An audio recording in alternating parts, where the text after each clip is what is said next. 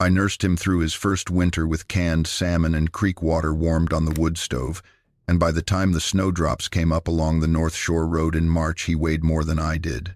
By April, he stood taller than my kitchen doorframe. By the following October, when the elk started moving out of the high country and the vine maples went the color of old blood, he was gone. He walked back into the forest one morning, and he did not return.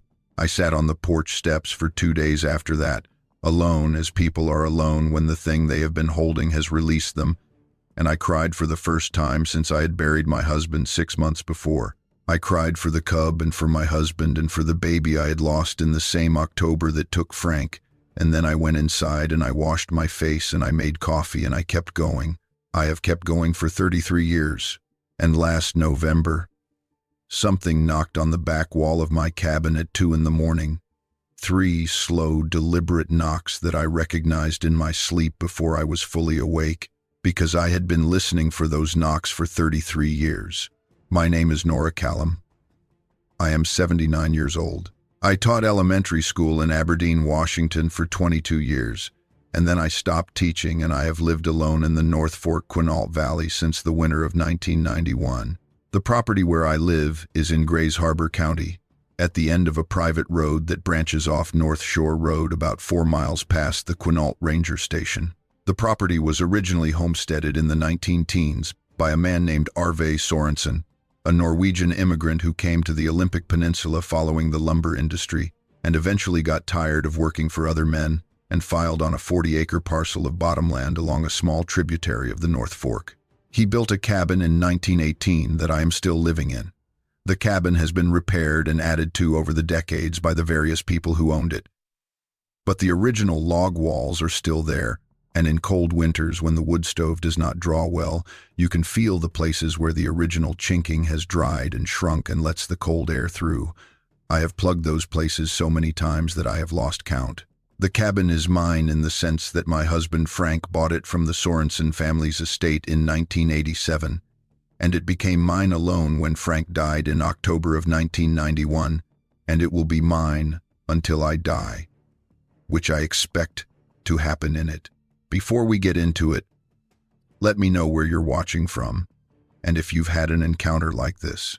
I need to tell you about the Quinault Valley before I tell you what happened in it, because the geography is the context, and the context is everything.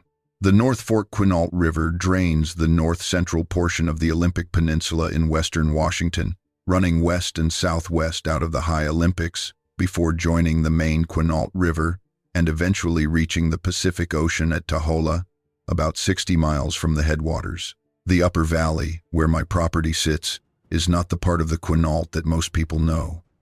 Most people know Lake Quinault at the southern end of the valley, where the Lake Quinault Lodge has been operating since 1914, and where the South Shore Road runs through what the Park Service describes as temperate rainforest, with annual rainfall averaging between 140 and 167 inches per year.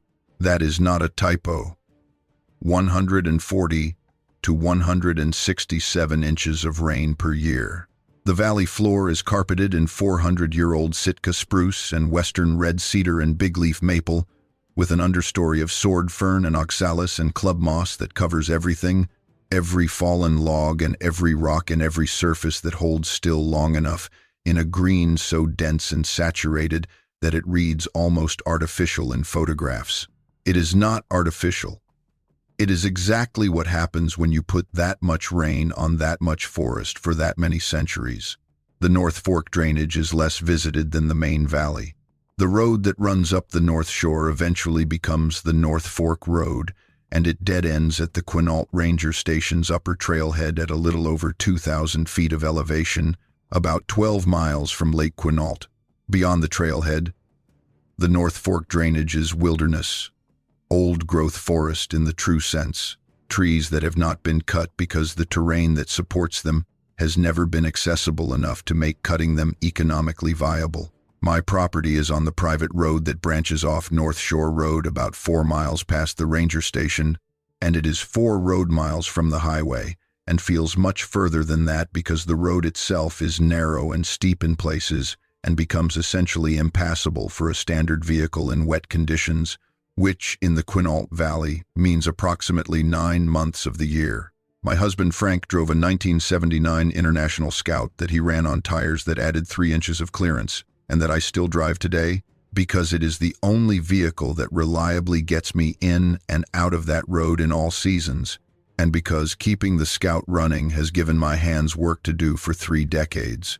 Frank Callum was a timber faller. He worked for a contract logging company based out of Childless that did selective cut work for the Quinault Indian Nation's forestry operation on the western portion of the reservation, and he had been doing that work for 18 years when I met him in 1984 at a town hall meeting in Amanda Park about the proposed expansion of the Olympic National Park boundary. Frank was opposed to the expansion, and I was neutral about it, but I had a friend who had asked me to come along, and Frank was the most articulate person in the room and also the tallest, and he had kind eyes, and by the end of the meeting I had his phone number on a piece of paper in my coat pocket. We were married in 1986. He was 42 and I was 46, and we were both the kind of people who had spent their adult lives deciding that the right person had not appeared yet, and when they finally appeared, we did not waste time about it. The property in the North Fork was his idea. He had grown up in the valley, had worked in the timber around it for his entire adult life, and he understood the terrain in a way that only people who have worked in it professionally understand it, not as scenery but as a physical system with specific logic and specific demands. He bought the Sorensen property in 1987 for reasons that were partly practical and partly personal in a way he never fully articulated, but that I understood over 4 years of living there. He was at home in that forest. He needed to be near it in the specific way that some people need to be near the ocean. It was not romantic. It was physiological. Quick thing before we get into it. I have a book coming out. It's called the Bigfoot Codex. It's a compilation of all my research and findings. It's kind of my baby. So if you want to check it out, links down below, and let's get you back to the video. I am telling you all of this so you understand what I had and what I lost before the winter of 1991, because what I had before is part of what happened after, and the after does not make sense without the before. Frank died on October 9th, 1991. He was working a cut on a steep slope above the Quinault River drainage in a section of the reservation's managed forest land, and a snag he was working around failed without the warning signs it should have shown, and it came down on him. His partner, a man named Ray Osbrook, who had worked with Frank for 11 years, was there when it happened and was not able to stop it. Ray came to my door at 4 in the afternoon. I knew from his face before he said a word, and I opened the door and I let him in and I made him sit down and I made him coffee, because that is what you do. When you are the one who has to receive the news, you give the person delivering it something to hold so that neither of you has to look at each other directly for a few minutes. And sometimes those few minutes are what makes the difference between staying upright and not. I was 49 days short of my 51st birthday. I was also, as of that morning, approximately 11 weeks pregnant. We had not told anyone. Frank had been cautious about telling people, not from superstition exactly, but from the experience of people who have wanted something for a long time and understand that wanting it does not protect it. We had been trying for 4 years and had lost 2 pregnancies in the first trimester, and Frank wanted to wait until we were past the first trimester before we said anything out loud. We were 2 weeks from that point when he died. I lost the pregnancy 6 days after I buried Frank. I did not go to a hospital.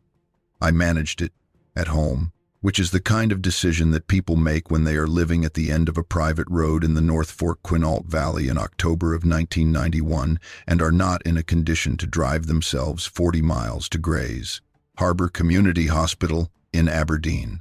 I called my sister in Aberdeen and she came up the road in the rain and she stayed with me for a week, and then she had to go back to her own life, and I told her I was all right and she believed me. Or she chose to believe me, which is its own kind of kindness. I want to be honest about the state I was in for the rest of that October and into November. I was not all right. I was keeping myself upright through the mechanisms of daily necessity, firewood and food, and keeping the Scout's oil from freezing, and feeding the 3 chickens Frank had kept and that I had no particular attachment to but could not bring myself to get rid of. I was doing those things, and I was also 300 feet from the edge of a forest that is 400 years old in parts and has no other people in it for the better part of a mile in any direction, and I was doing those things alone. And the aloneness was not the comfortable solitude that people who live in remote places sometimes describe. It was a quality of absence, so specific that it had a sound. It had the sound of the rain on the cabin roof, which was constant from late October through December in the Quinault, and the sound of the wood in the stove, and no other sounds. The Quinault Valley in winter is not a soft place. The temperatures are moderate by continental standards, rarely dropping below 25 degrees Fahrenheit even in hard winters, but the cold is wet and gets into everything, and the darkness is the darkness of a forest canopy at 140 inches of annual rainfall, which is to say it is dark in a way that bare country winters are not dark, a green filtered darkness that has weight to it. The snow that falls in the valley usually does not stay, because the temperatures oscillate around freezing rather than staying below it, and the result is a cycle of freeze and thaw that makes the ground sodden and the road treacherous and every surface perpetually damp. The North Fork floods in heavy rain events and has flooded my lowest meadow multiple times over the 33 years I have lived here, and the sound of the river when it is running high is a sound that occupies the back of your mind whether you are awake or asleep. A low, constant roar that is the sound of very large amounts of water moving very fast through a confined space. I found him on the 14th of December, 1991. The date matters to me because it was the anniversary of the day Frank and I first had dinner together in 1984 at a restaurant in Hoquiam that has since closed, and I had been aware of the date all day, in the specific way you are aware of dates like that in the first year after a death, when the calendar becomes a series of small ambushes. I had spent most of the day doing nothing useful, sitting by the stove with a book I was not reading, and by mid-afternoon I had decided to walk down to the North Fork crossing and back, which is about a 1.5 mile round trip on the private road, because I had not been outside for 2 days, and I was beginning to feel the effects of that in my body in a way that I recognized as a sign worth taking seriously. The rain had stopped around noon, which was unusual for December in the Quinault, and the forest, after extended rain, has a specific quality of stillness, as if every surface has been rinsed clear of sound and the silence left behind has a clarity to it.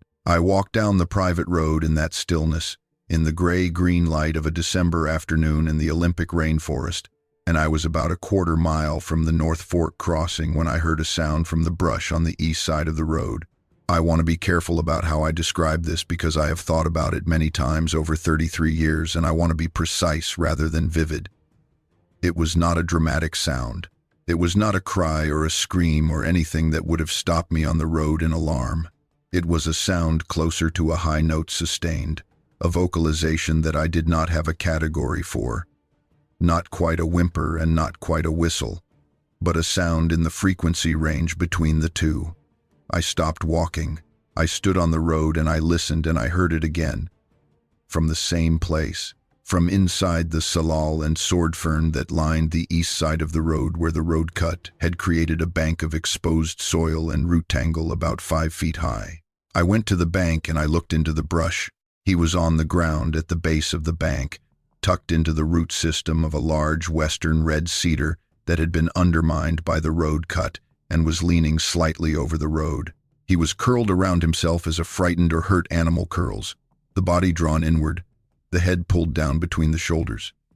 I registered size first, because size was the first thing to register. He was large, larger than a newborn of anything I could readily identify, larger than a newborn black bear, which is a size comparison that I made in the first seconds of looking because black bears are the large animal that a person in the Quinault Valley is most likely to encounter, and black bear cubs are a thing I had seen before, once, briefly, at a distance. But a black bear cub of that age is roughly 8 to 12 inches long and weighs less than a pound. And what I was looking at on the ground under the cedar root was not that.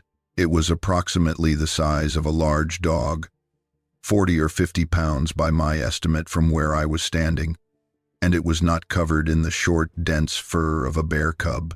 It was covered in hair that was longer and more varied in texture, dark in color, dense across the back, and thinning along the arms and legs in a pattern that was not any pattern I had seen on a wild animal.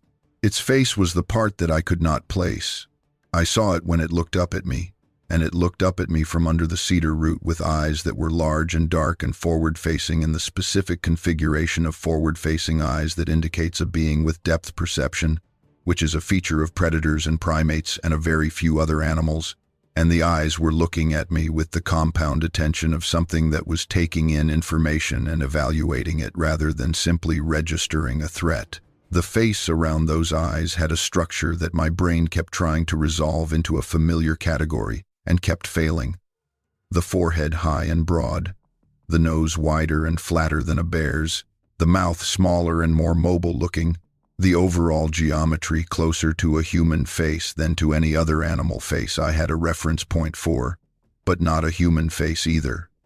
A face in between, one that my brain had no existing category for and so kept sliding off, as an eye slides off a visual illusion that the brain is refusing to process. He made that sound again. The high, sustained note between a whimper and a whistle, and I did a thing I cannot fully account for even now, and that I have tried to explain to myself many times over the following 33 years, which is that I got down on my hands and knees in the mud and the wet leaf matter at the base of the bank, and I reached my hand toward him. I have thought about why I did this. I was not a person who was careless with unknown animals. I had been living in a valley with black bears and cougars for 4 years. I knew the rules about approaching injured wildlife, which are primarily rules about not doing it. I should have backed away and gone to my cabin and called the Department of Fish and Wildlife or the Olympic National Park's backcountry office. I knew that. I did not do that. What I did was reach my hand toward a being I could not identify.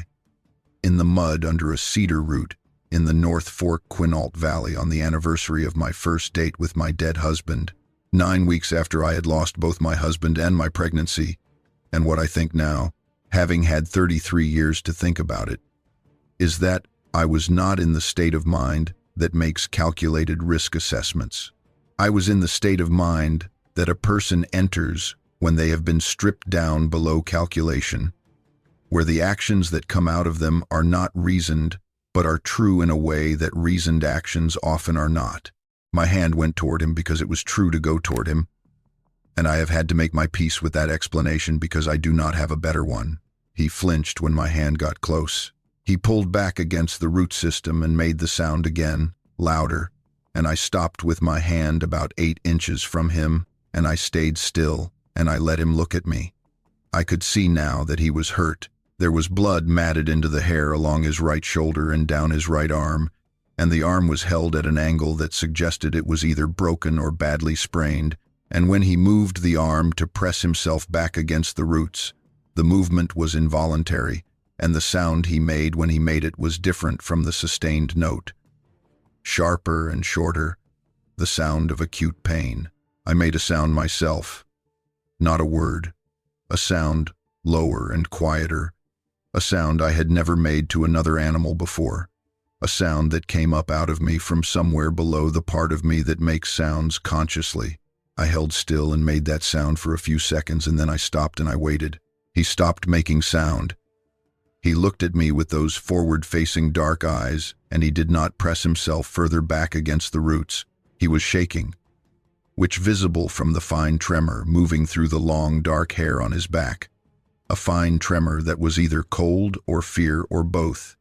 And the December afternoon was cold, 41 degrees by the thermometer on my porch when I had left, and the ground under that cedar root was wet, and his right arm was injured, and he had been there long enough to have packed the forest debris on one side of him with the heat of his body, which told me he had been there for a while. I took off my barn coat. It was a Carhartt work coat that had been Frank's, large on him and enormous on me. and I put it on the ground in front of him, and I backed away from the bank, and I stood on the road. I do not know what I thought I was doing with the coat. I think I was leaving him warmth and closeness and the absence of threat. I stood on the road for about 10 minutes, long enough to be certain he was not going to follow me and not going to run, and then I went back to my cabin. I should tell you what the property looks like so that you understand where this all happened. The cabin sits in a clearing of about 2 acres, which my husband created by clearing the smaller diameter alder and maple that had grown in to replace an older clearing, probably a hayfield associated with the Sorensen homestead in its working years. The clearing slopes gently toward the North Fork tributary that runs along the east side of the property, a creek about 8 feet wide in normal water that runs fast and clear and provides the property's water through a gravity-fed system that Frank installed in 1988. Behind the cabin, which is to say uphill and to the north, the old-growth forest begins about 50 feet from the back wall of the cabin, and by old growth I mean trees that are 400 to 600 years old by ring count, Sitka spruce and western red cedar and Douglas fir whose diameter at breast height runs from 4 to 8 feet.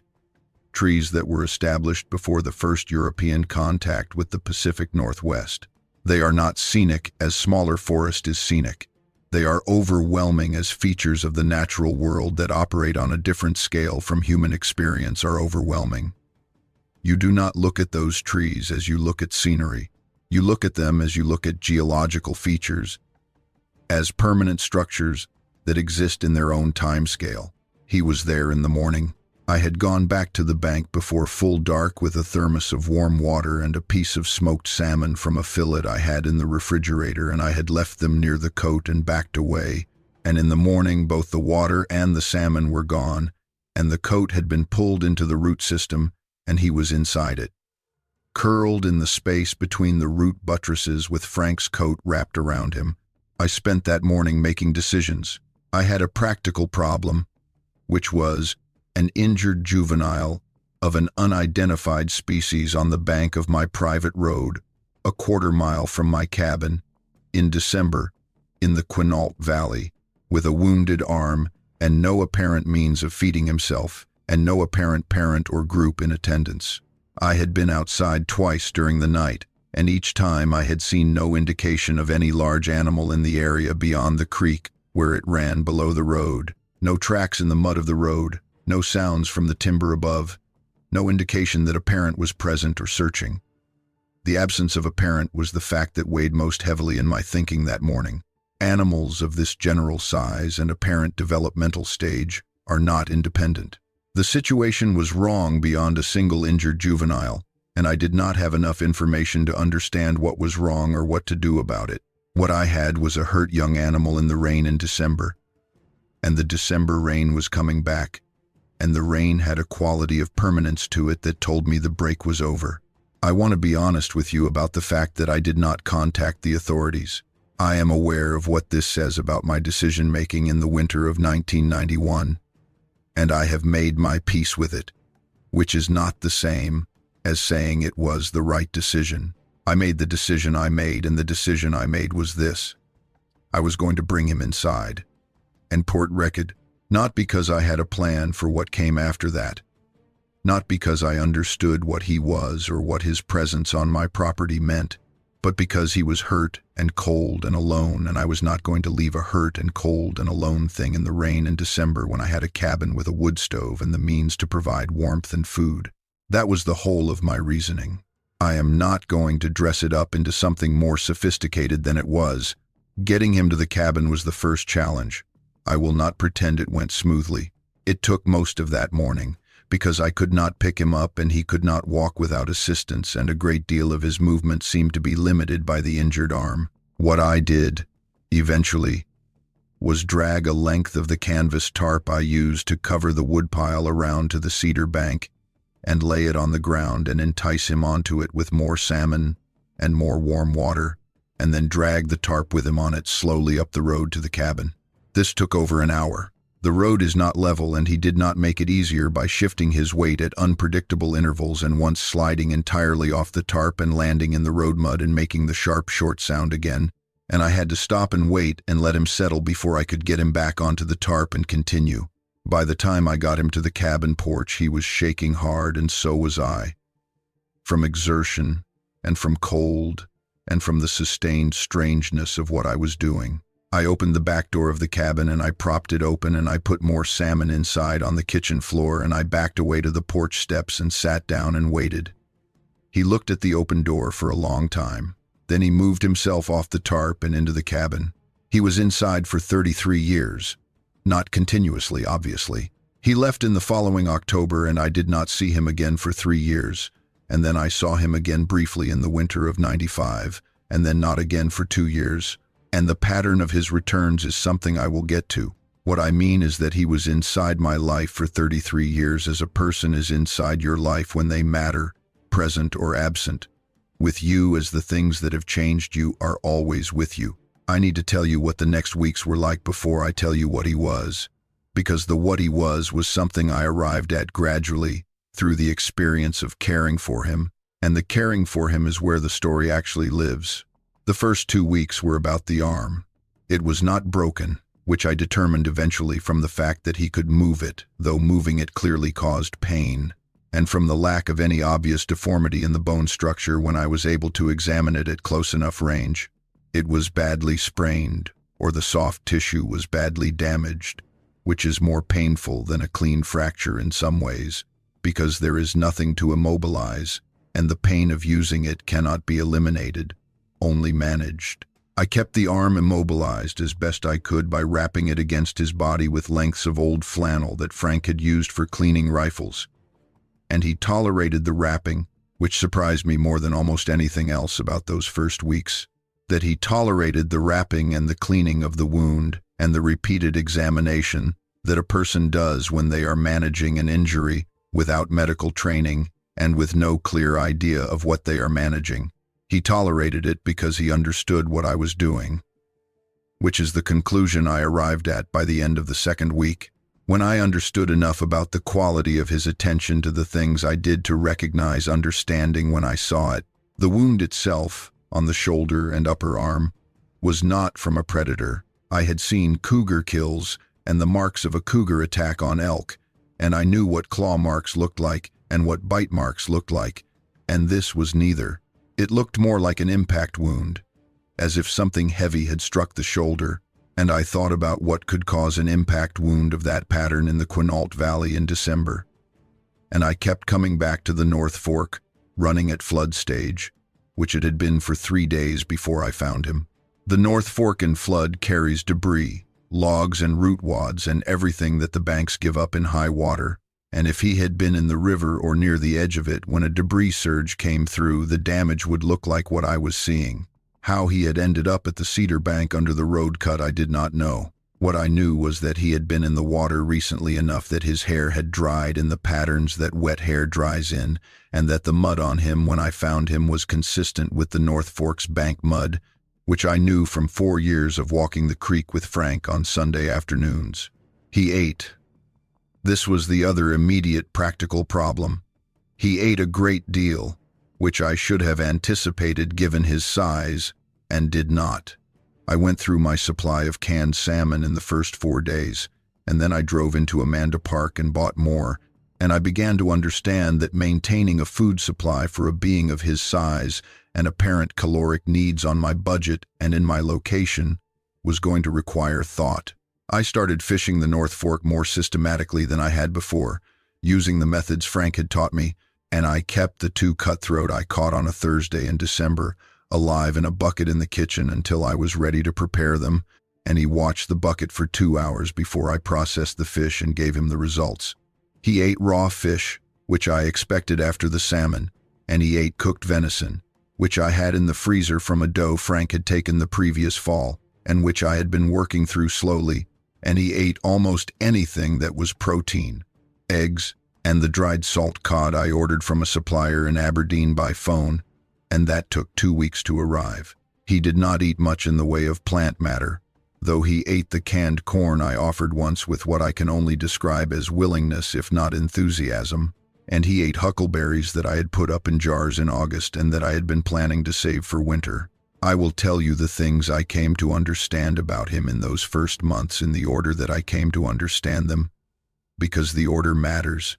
It tells you something about the nature of what he was, that the understanding arrived as it did, not in a sudden revelation, but in an accumulation.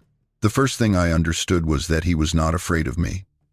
This was not evident immediately. In the first days he was wary, as all herd animals are wary, drawing back when I moved suddenly, watching my hands with an attention that told me he was tracking my hands as potential sources of harm. But by the end of the first week, the wariness was gone in the specific way that wariness goes when the being that was wary has decided something. It does not fade gradually. It stops.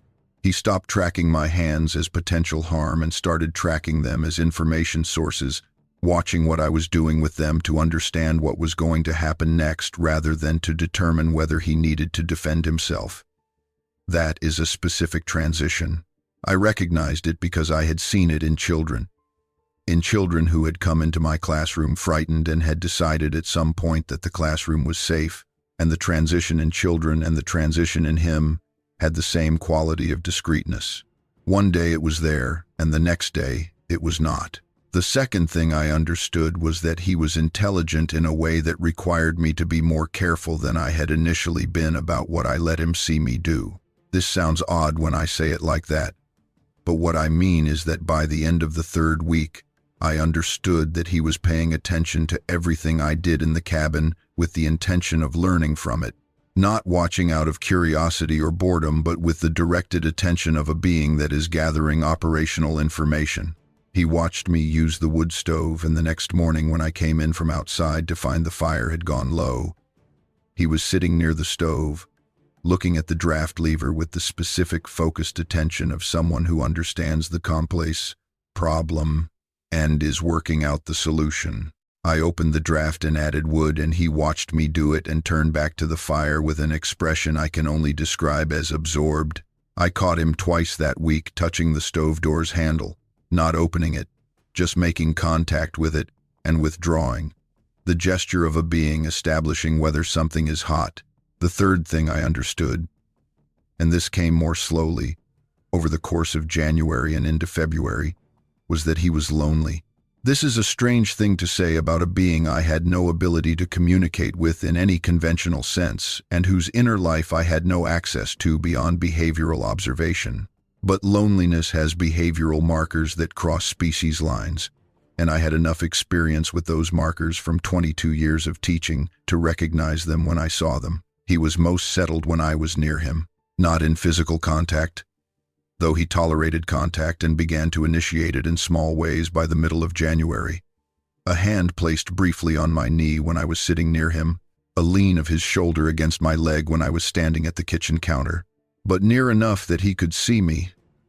And when I was out of sight for longer than an expected interval, he would come to find me, rounding the corner from the main room to the kitchen or appearing in the doorway of the bedroom with the low, sustained sound that I had come to understand was his version of a query. I talked to him. I want to put that in plainly because it is true and because I think it is part of what happened between us. I talked to him as people talk to animals they live with, narrating what I was doing, explaining my reasoning, saying out loud the things that would otherwise stay inside my head. I said, I am going to add more wood to the stove, and the wood is under the tarp on the porch. So I am going to open the back door and you will hear the door open, and that is what the sound is. I said, I need to go to Amanda Park for supplies today, and I will be gone for approximately 3 hours, and I will come back. I said, your arm is looking better this week. I think the inflammation is going down. I said, I have been thinking about Frank today because it is February, and Frank liked February because the skunk cabbage came up early in the wet ground along the North Fork, and he said it meant that the winter was almost over even when it was not. He listened to me talk. This was the fourth thing I understood, and it was the thing that changed the nature of what was between us most fundamentally. He listened to my voice with the quality of attention that people listen to music with, not parsing the content but receiving the sound itself as information, and he was more settled when I talked to him than when I was near him in silence. I understood this by the middle of January, when I had a head cold and had lost most of my voice and was quiet for 3 days, and his behavior during those 3 days was different in a way that I did not connect to my silence until my voice came back, and he settled immediately when I started talking again. After that, I talked more deliberately, not out of obligation, but because I understood that it mattered, that my voice was something he was taking in and using. February brought a hard freeze, which is unusual in the Quinault Valley, and which the National Weather Service station in Hoquiam recorded as the coldest February in the region since 1950. The North Fork froze along its edges for the first time I had seen in 4 years living there. The moving water in the center kept liquid by its own velocity, but the still water margins frozen from the banks inward by 4 or 5 inches. The cabin held temperature well because the original log walls are thick, but I was burning more wood than I had budgeted for the season, and I began rationing more carefully, letting the fire bank low at night and bringing it back up in the morning. He slept near the stove, not near me. I want to be clear about this because I have a sense of how this story sounds to people who are not accustomed to the kind of solitude I was living in, and I want to be accurate. He was not a companion as a dog is. He was a presence, a being in the same space that had its own needs and its own interior life and its own relationship to me that was not the relationship of a pet. He was not domesticated. He was not tame. He had chosen to be in my cabin because the cabin was safer than the forest in December with an injured arm, and that was a rational choice made by a being capable of making it, and the relationship that developed between us developed inside that context and not outside it. By March, his arm was healed. I could see this from how he moved it, the movement of an arm that is operating without pain rather than one that is being protected. He began spending more time near the back door of the cabin, looking out the window set into the upper half of the door at the forest behind the cabin, and his behavior in those periods of looking was different from his behavior at other times, more focused outward, the attention of a being that is processing information about the outside environment rather than the interior space. I understood that he was preparing to leave, or that leaving was becoming more present in his thinking, and I understood this without feeling anything I could name, which I think now was a protective mechanism, the same mechanism that had kept me from naming a great deal of things in the months since Frank died. He left on a morning in early April, before I was fully awake. I heard the back door open, which I had never put a latch on because I had not needed one before and had not gotten around to it after, and I lay in bed and listened to the sound of the door swinging on its hinges in the morning air, and I did not get up. I knew what the sound meant. I lay there until the door stopped swinging and the morning was quiet except for the North Fork running below the property and the first varied thrushes calling from the timber behind the cabin, and then I got up and made coffee. He came back in October of '92. Not to the cabin, to the clearing behind the cabin, to the edge of the old-growth timber where it met the grass of the clearing. I saw him from the kitchen window on a Sunday afternoon in mid-October, when the vine maples along the creek had gone their fall color, orange, red, and yellow in the green of the surrounding forest, the most vivid color in a landscape that is otherwise a continuous green. He was at the tree line, standing as beings stand when they are deciding whether to approach, and I was at the kitchen window, and we were looking at each other across about 60 feet of clearing. He was larger. In the 6 months since April, he had grown in a way that I would not have been able to predict from the rate of change I had seen in the months at the cabin. He was taller and broader across the shoulders, and his movement, when he eventually turned and went back into the forest, was different from the careful movement of a being with a healing arm. It was the movement of something that had grown into its body, settled and deliberate, and without the self-consciousness that animals in unfamiliar terrain show. He was in his terrain. He had been in that forest for 6 months, and it was his. He did not come to the cabin that October. He came to the clearing 3 more times over the following 2 weeks, and each time he stayed at the tree line. And then he stopped coming, and I did not see him again until the winter of '95. I spent the 3 years between his departure and the first winter of his return in a process that I can only describe as integration. I was integrating what had happened in the winter of '91 to '92 into my understanding of my own life and of the world I lived in. and the integration was not straightforward because there was no existing framework to integrate it into.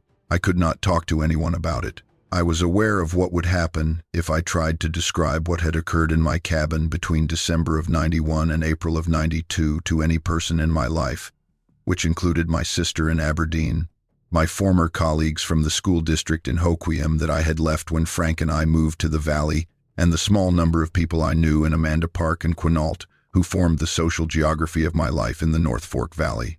I knew what they would think and I knew what they would do, and none of the likely outcomes of that conversation were ones I was willing to produce. So I did not talk about it, and I integrated it alone, which is slow work, but work I was suited to by temperament. What I arrived at, by the time he came back in '95, was not an explanation, but an acceptance. I accepted that I did not know what he was in the scientific or biological sense, and that I was not going to know, and that not knowing was not the same as the experience being invalid.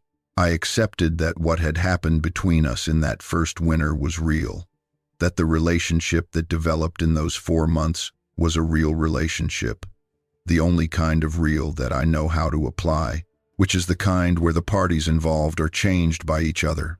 I was changed by those 4 months. The change was not dramatic and did not announce itself.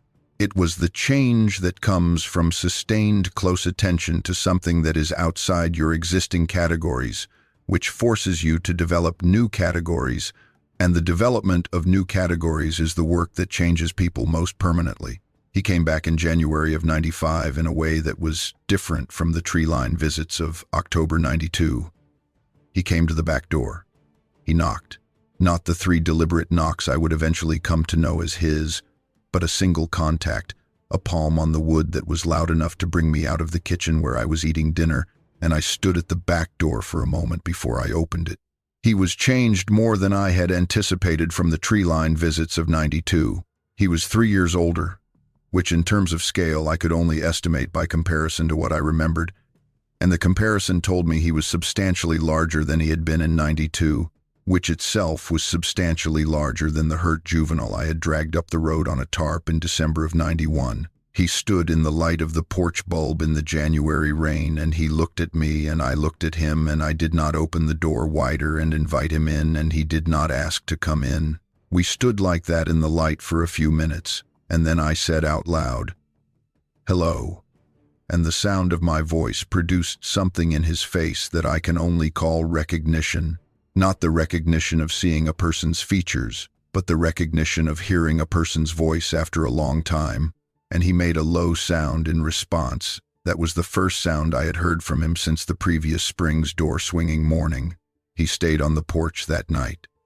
I left the porch light on and put a lantern in the window and went back to my dinner, and in the morning he was gone. He came back 2 nights later and the night after that, and by the end of January it had become a pattern. His appearing at the back of the property in the evenings and sometimes on the porch and once inside the doorway, though he never came fully in during those '95 visits, never came further than the doorway, as if he was determining something about the boundary between inside and outside that I did not understand well enough to assist him with. He was at the back door in the evenings 3 or 4 times a week through January and February, and I would sit in the chair I moved to be near the door, and I would talk to him through the window, and he would listen, which I knew from how the glass fogged near where his face was, and sometimes he would make sounds that had the quality of responses, low and varied, not language, but not random either. I had continued talking to him in the years he was gone, as people talk to the absent when the absent have mattered to them, saying things out loud that I would otherwise have said only inside my head. I talked to Frank sometimes, not from a belief that he could hear me, but from the habit of having someone to say things to. I talked to the forest when I was walking in it. Talking to the absent was not a new practice for me, and talking to him through the window was an extension of it. He left in March of '95, and I did not see him again until October of '97. I want to tell you about the years between, because the years between are part of the story in a way that might not be obvious. Those years were the years in which I settled into who I was going to be for the rest of my life. And what I settled into was this.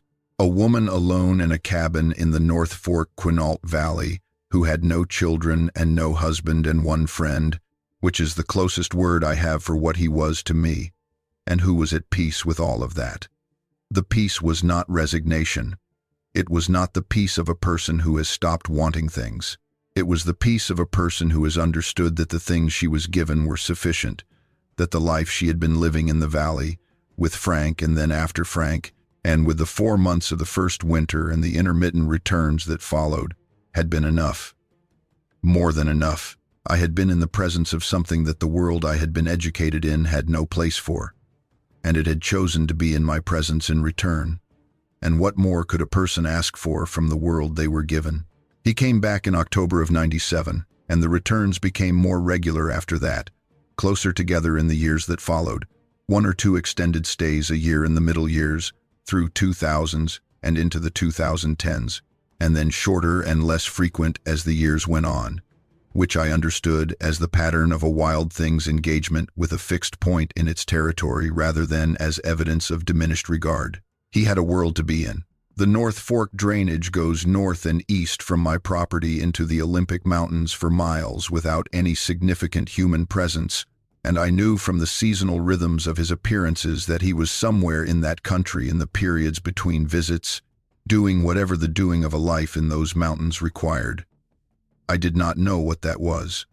I accepted not knowing as part of the arrangement.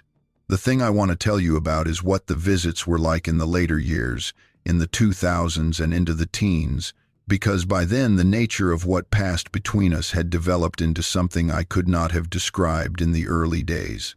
He was enormous. I want to say this plainly, and without the qualifying language that people use when they are trying to make extraordinary information sound less extraordinary.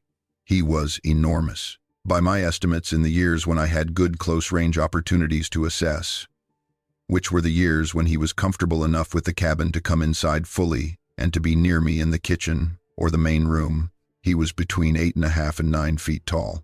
His weight I estimated from the depression his feet left in the wet ground of the clearing, pressing the ground as very large things press ground, and from the creak of the floorboards when he moved across the cabin floor, which was a creak I had not heard Frank produce, and that was distinctive as very heavy weight on old wood is.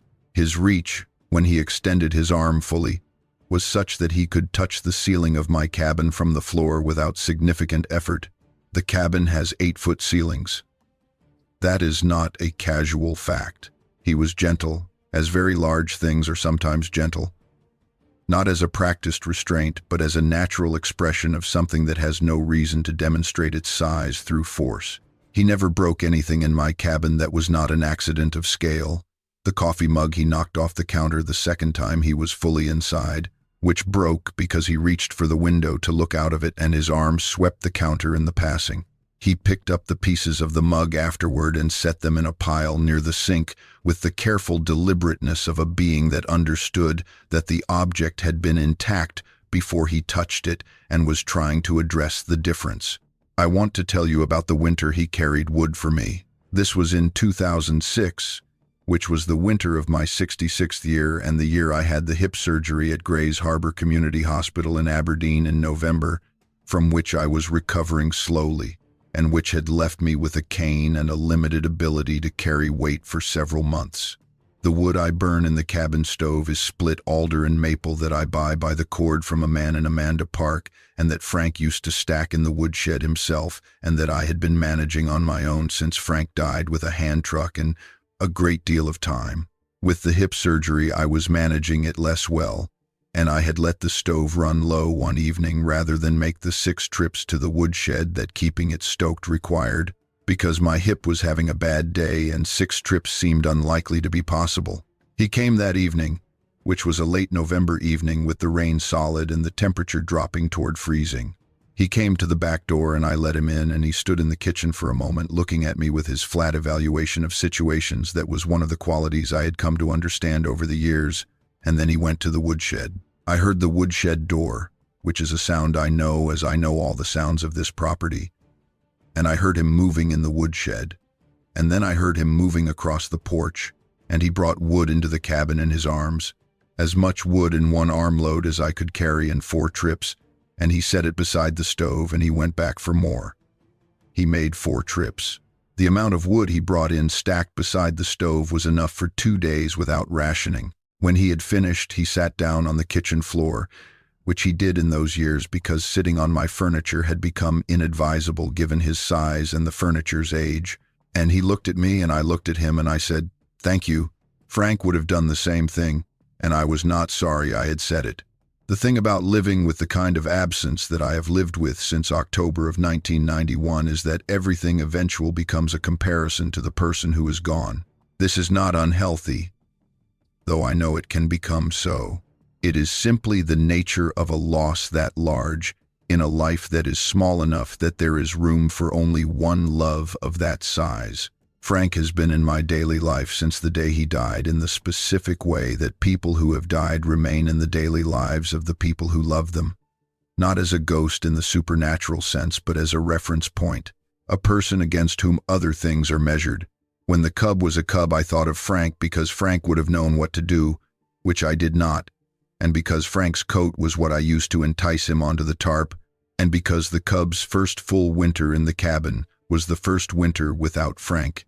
And the cabin was lonely in a way it has never been since. When he came back as an adult and the returns became the pattern of my middle years, I thought of Frank, because Frank would have been glad, would have been the kind of man to be glad about a thing like this, would have sat on the porch steps in the evening with his coffee and looked at the tree line with the patient satisfaction of a man who understood that the forest had its own arrangements that humans were not always privy to and was content to know that those arrangements existed even when they were not visible. He stopped coming as frequently after 2015. The visits became fewer and shorter, which I have told you I understood as the natural pattern of a wild thing's engagement with a fixed point, rather than as any change in the relationship between us. I was 75 in 2015. The hip was managed with the replacement joint and with care. The Scout ran with the attention I had been giving it for 30 years. The cabin was sound. My sister in Aberdeen called twice a week and visited 3 or 4 times a year and had stopped asking me when I was going to move closer to town sometime around 2005 when she had finally accepted that I was not going to. I had what I needed and I was where I was going to be. I need to tell you about the North Fork in more detail than I have given you, because people who have not been in the Quinault Valley tend to imagine the Olympic Peninsula from the photographs they have seen of Hurricane Ridge or Lake Crescent or the Storm Coast at Kalaluk, and those photographs are accurate, but they are not the Quinault Valley, and particularly not the North Fork. The North Fork is not scenic, as tourists use that word. It is not a place where you stand on a viewpoint and look at the landscape from the outside of it. It is a place where the landscape is what you are inside of. And being inside it is the thing that either suits you or does not. And if it does not suit you, there is no amount of time that will make it suit you. The temperate rainforest of the western Olympic Peninsula is the wettest forest in the contiguous United States, and the Quinault drainage is the wettest part of it. The numbers I cited earlier, 140 to 167 inches of annual rainfall, are average figures, and average figures in a place with this much variation are not necessarily the most informative. What matters practically is that rain is the ambient condition, and the absence of rain is the deviation. You do not wait for rain in the Quinault Valley. You wait for the breaks between rain, which come and go throughout the year with a frequency that shifts seasonally but never resolves into anything like sustained dry weather until late July at the earliest. And even in July and August, the rain can return without warning and without the meteorological runway of approaching weather that people in drier climates associate with storm systems. Weather in the Quinault comes from the Pacific Ocean and the Olympic Mountains, 2 sources with their own logic and their own timing. And when they combine, the results can be dramatic. The North Fork at full flood, which I have now seen 33 times, is one of the more powerful arguments against the idea that the natural world is background. The trees are what most people notice first when they come into the old-growth sections of the Quinault drainage. If they ever come into the old-growth sections, which requires either hiking or living there, because the old growth is not visible from the road. The trees that I see from my back window are Sitka spruce and western red cedar in the primary canopy, with Douglas fir mixed in on the better drained slopes, and underneath them an understory of big leaf maple and red alder and vine maple that fills the spaces between the large diameter trunks and makes the forest floor a continuous medium-height architecture below the primary canopy. The Sitka spruce in the old growth behind my property have trunk diameters that range from 5 to 8 feet. I have measured them. I measured them with Frank in the first summer after we moved to the property, walking the perimeter of the old growth with a tape measure and noting the diameters and species in a notebook that I still have. The largest spruce on my property has a diameter of 7 feet 9 inches at breast height and a canopy spread that I estimated, from points where I could see the outer branches, at close to 100 feet. Trees like that are between 400 and 600 years old. They were established before Europeans had a sustained presence anywhere on the American continents. They are not scenery. They are more permanent than anything I know about. The Roosevelt elk that live in the North Fork drainage are a different matter. They are the largest subspecies of elk in the world, the Olympic Peninsula being one of the few places where they still exist in large numbers, and in the valley they are a fact of daily life rather than a wildlife sighting. I have had elk in my meadow more times than I can count. A bull elk in velvet in the summer months is a sight that does not become routine no matter how many times you see it. The antlers in development, soft-looking and enormous and improbable. The body of an animal that weighs 700 to 1,000 pounds, moving through the grass of the meadow with a lightness that is the signature of a being that has been living in this specific terrain for its entire evolutionary history. The Quinault Valley is one of their primary wintering grounds on the Olympic Peninsula, and in hard winters they come down from the high country in numbers that turn the lower valley into what looks from the air like a cattle operation. Hundreds of animals in the river flats and the meadows along the North Fork, grazing on the winter grasses and the mossy understory of the lower forest. I have never become accustomed to this. I have become familiar with it, which is a different thing. Familiarity is what happens when you share a place with something for a long time. Accustomization is what happens when something stops registering. The elk have never stopped registering. I say all of this about the valley not to make it seem dramatic, but to give you an accurate sense of the environment in which the winter of '91 happened, and in which all of the winters and summers and falls that followed it happened. The North Fork Quinault Valley is a specific place with specific characteristics, and the specific characteristics are not incidental to the story. What happened in my cabin in the winter of '91 was not incidental to the forest that began 50 feet behind it. It did not happen in a generic rural setting that could have been any rural setting. It happened in one of the most ecologically intact, temperate rainforest environments remaining in the world, in a place where the old growth has been continuous and unlogged for centuries, in a valley where the human presence has always been thin enough that the non-human life operates in something close to its historical baseline. If you want to understand why what happened could happen there and not somewhere else, the geography is the answer. Frank understood this. It was one of the things I came to understand about him over the 4 years we were together, that his attachment to the North Fork was not the attachment of a person who liked scenic places. It was the attachment of a person who had spent enough time in the old growth to understand that it operated on a different logic from the managed forests and cleared land that made up most of human-occupied Washington state, a logic that was complete in itself and that did not require human understanding or human presence to continue. He was humble about this in a way that I found unusual in men of his generation and occupation. He was not a man who used words like ecosystem or biodiversity, which were not yet the common vocabulary of working people in the rural Pacific Northwest in the 1980s.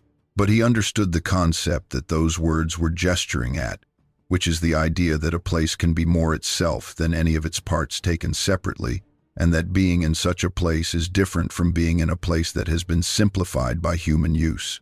He talked about the old growth at the back of my property more than once in the 4 years we lived there, not in long speeches, as he talked about most things he cared about, which was briefly and with specificity. He said once, sitting on the porch in August with the evening light doing what it does on summer evenings in the valley, laying itself flat and gold through the gaps in the tree canopy, that those trees had been there for all of human history that he could conceive of being real to him, and that what that meant was that whatever was using them for habitat had also been there for all of that history, and that you had to hold that thought and sit with it before you went hiking in the old growth, because the old growth was not the visitor's territory. The things that lived in it were the residents. And the best you could hope for as a visitor was that they decided you were harmless enough to allow. He said this without drama, not as a warning but as a statement of how things were, as he stated most things about the forest that had nothing to do with logging and everything to do with what he actually thought about when he was alone in it.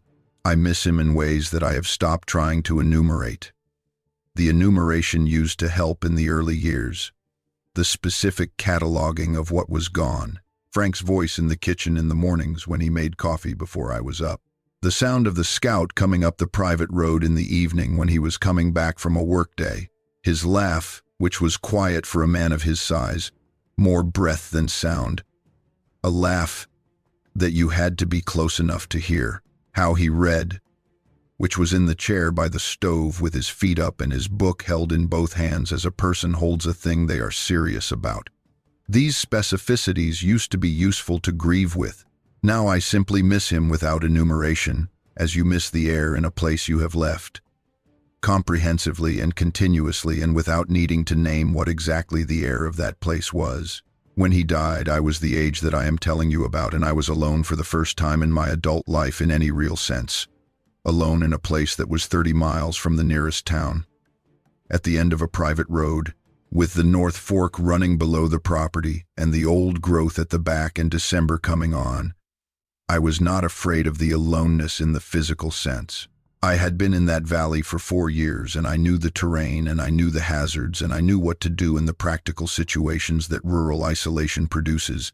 The downed trees across the road and the power outages and the flooding and the mechanical failures of the scout and the wood stove and the gravity-fed water system and everything else that a 40-acre property at the end of a private road in the Quinault Valley requires you to be able to manage on your own, or to manage with the assistance of people who are far enough away that you need to have done significant preliminary work before you call them.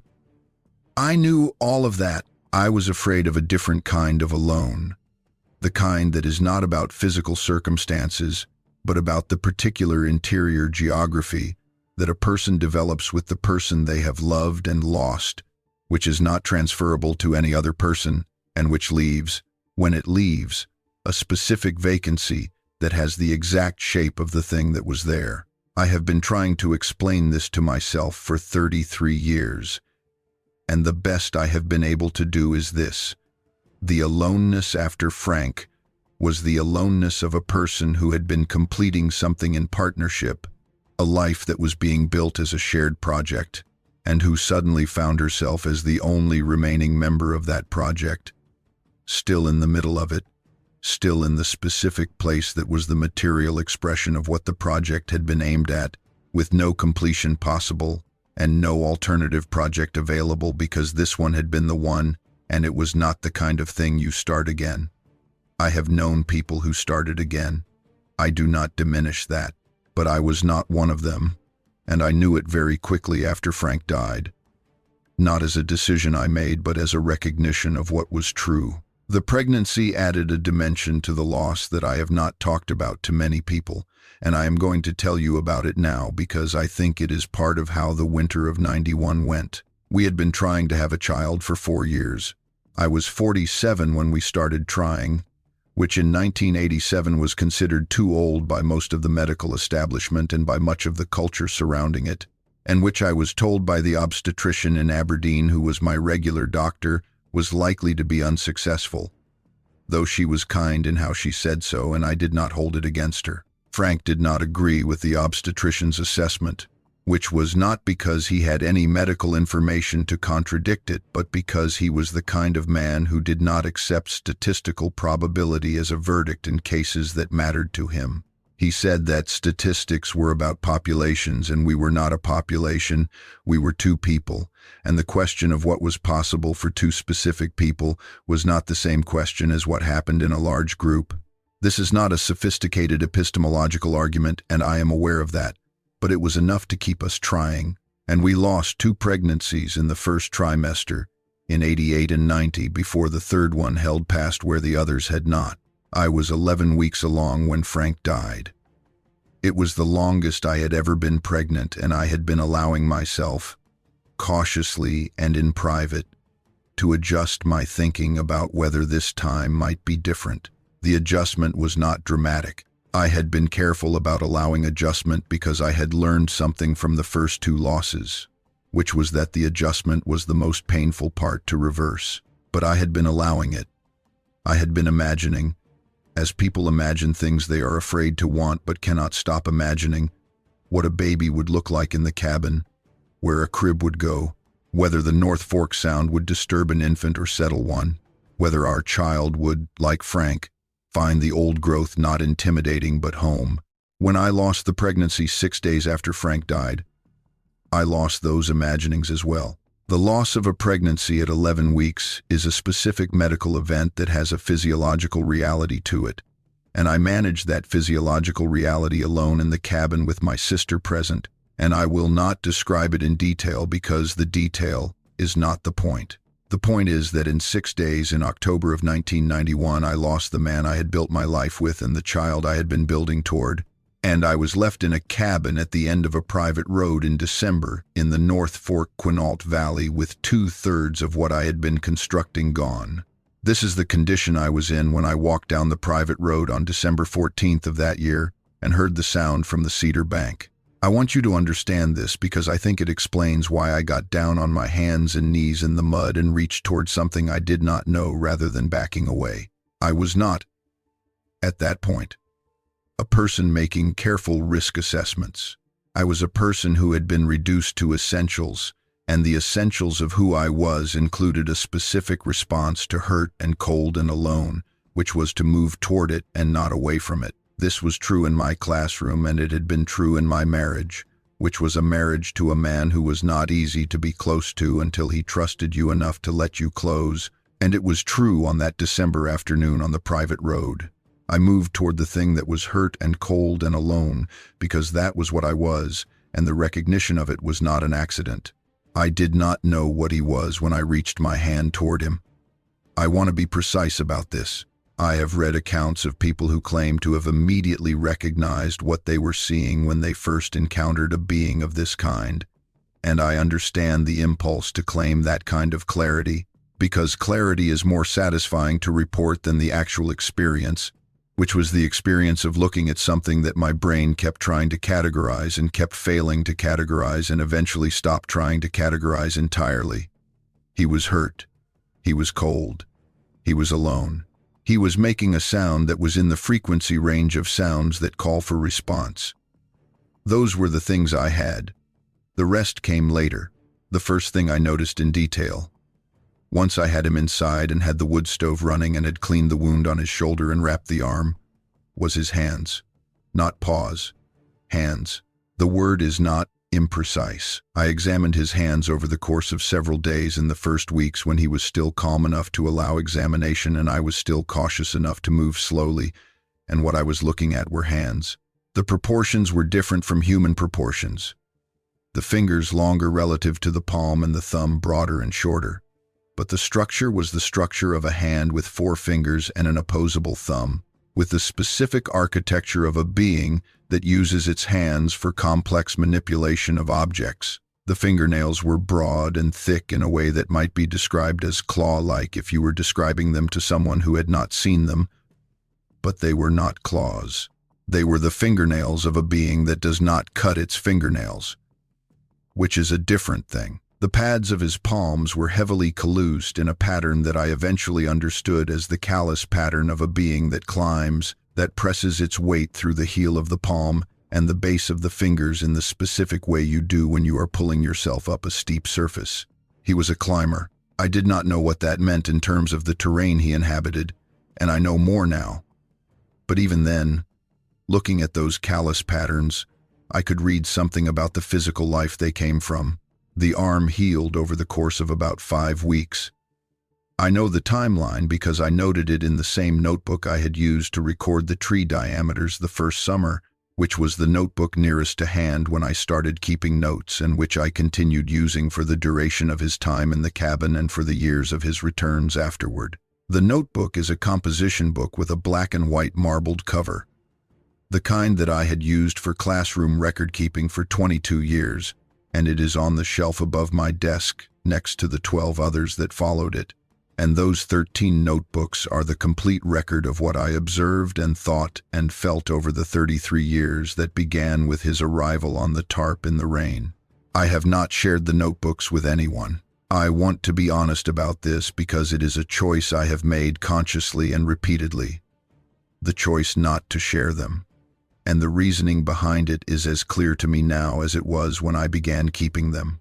The notebooks contain information that is precise and detailed enough to be useful to people who would want to find the place in the North Fork drainage where he spent his time. I cannot prevent someone determined enough from finding that place by other means, and I understand that, but I will not be the one to provide the information that makes it possible.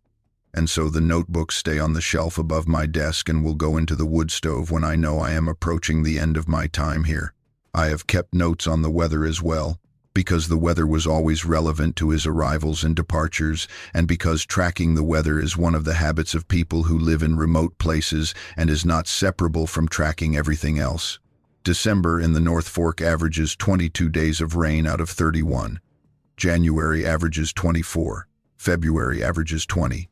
The driest months are July and August, which still average 10 to 12 days of rain. This is not the rain of the eastern United States, or the Midwest, or the South, which tends to come in events, storms that arrive and pass and leave a period of clear behind them.